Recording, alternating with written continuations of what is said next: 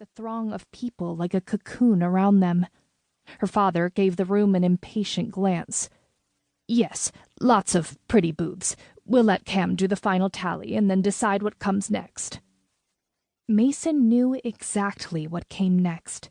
She'd known it for months, as she and her sisters worked tirelessly to make something of their lives and their legacy.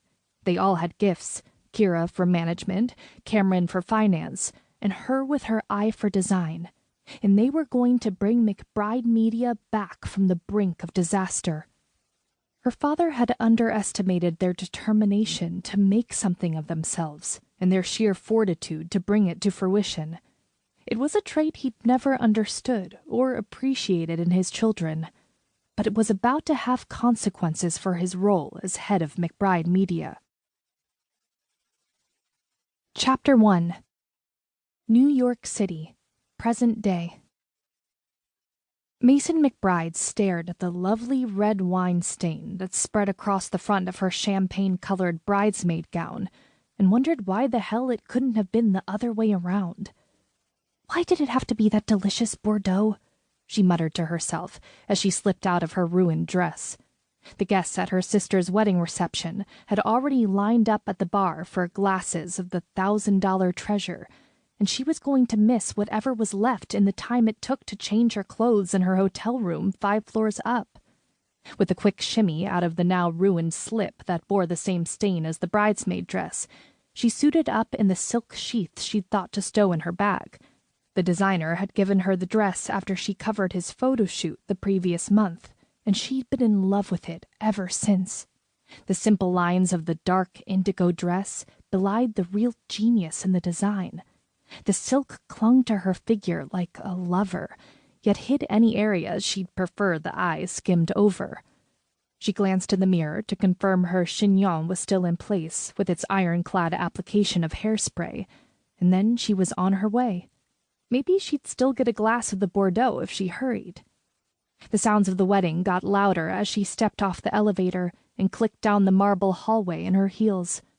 Her sister, Kira, had already declared she wasn't doing anything as traditional as a bouquet toss, but Mayson was looking forward to the distribution of roses that every woman would get after the cake was cut, and she hoped she hadn't missed it.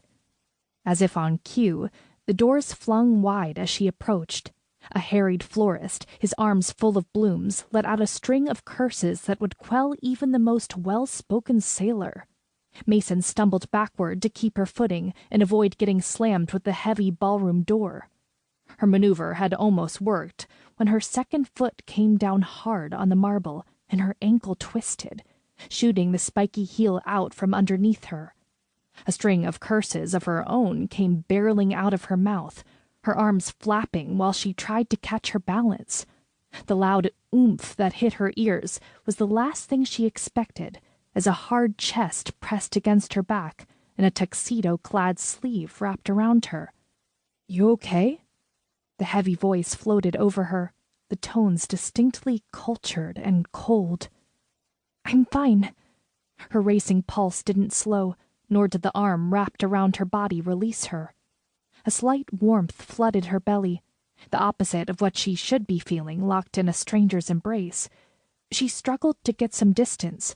The effort was to no avail, her heels clicking against the floor as she attempted to right herself. "You're fine?"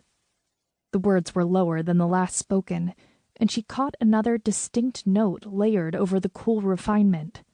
Laughter. "You think this is funny?" She stilled, that slight edge of humor stopping her more effectively than anything could have. "I think you're moving like there's a fire somewhere, and now you're paying for it." "I wanted to get back to the wedding." "So you thought it made sense to run through the lobby on those stilts? Not that I can argue with their effect on your legs." "I didn't want to miss the Bordeaux, and why else would I bother wearing them?" "So Nathan went ahead with it." She puzzled at the rapid change of pace and the loss of warmth as the arm that banded her loosened. Mayson turned the moment she was free, and the impression of strength and quiet attractiveness she'd glimpsed from the edge of his profile hit her with a harder punch. Oh, he was more than attractive, with a ruddy smile and hazel eyes that were an